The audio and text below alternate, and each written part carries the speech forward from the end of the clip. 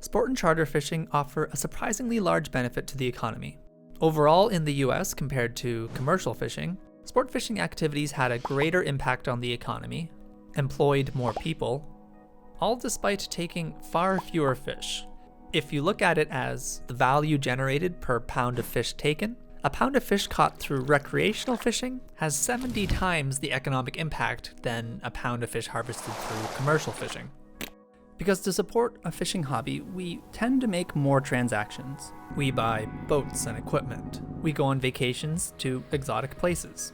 We pay for travel, we pay for accommodations, and we do other things while we're there. It might not be fair to compare the value of a fish bought in a store with the value of a vacation or a day trip where a fish was caught, but that fishing experience often drives these other transactions, because for those people who love to fish, fishing quality can be the most important factor in choosing where they vacation. For example, around 270,000 US tourists fished in Costa Rica in 2009. They spent an average of $3,000 to $5,000 per trip, and 40% of them said if they couldn't fish, they wouldn't have come. They would have gone somewhere else.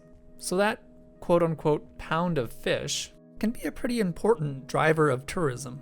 Because recreational fishing is about the experience, the management can differ from commercial fishing. With commercial fishing, a big part of it is how much can you harvest to maximize the fish's growth. They want to make sure they can keep harvesting the same amount every year. The fish's growth is sort of based on their current population.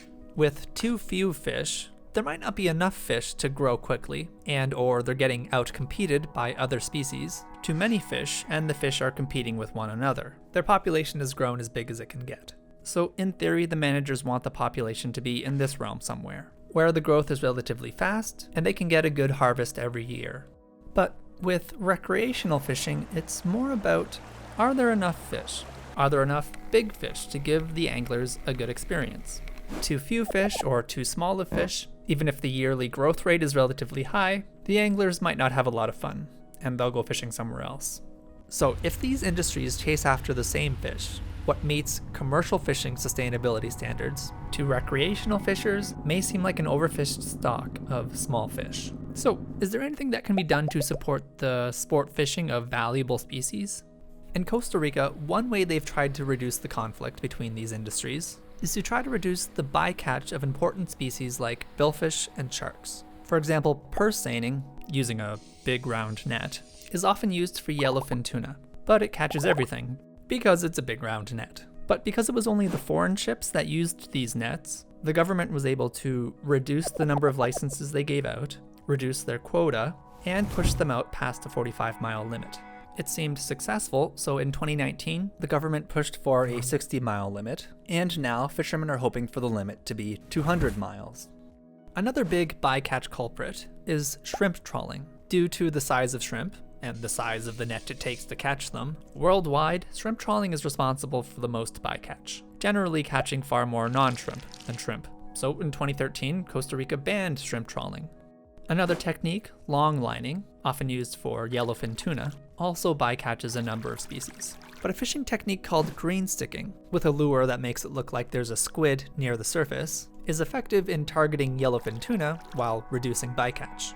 Another issue is training. Because a charter fishing captain is going to make money whether their clients catch any fish or not, a new, inexperienced captain might not understand the incentive to monitor or work towards the health of the fish stock. Among other things, they may not engage in proper catch and release procedures. For example, taking a fish out of the water to maybe pose in a photo drastically increases the likelihood of death.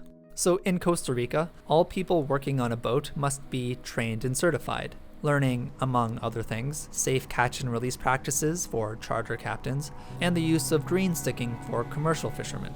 As a result of these and other measures, the sport fishing sector has seen a big boost, and the populations of sport fishing species seems to have increased. Maybe because a good chunk of the value captured by recreational fishing is captured by things not directly related to fishing, the benefits might seem invisible. But if this renewable resource is not properly managed, well-being would be lost for communities and the greater economy.